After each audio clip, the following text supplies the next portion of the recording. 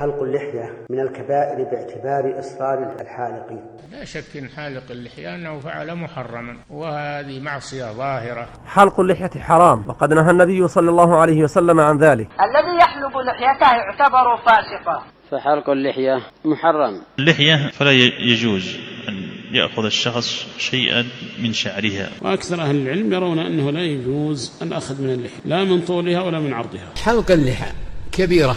قال عليه الصلاة والسلام: أنهكوا الشوارب وأعفوا اللحى.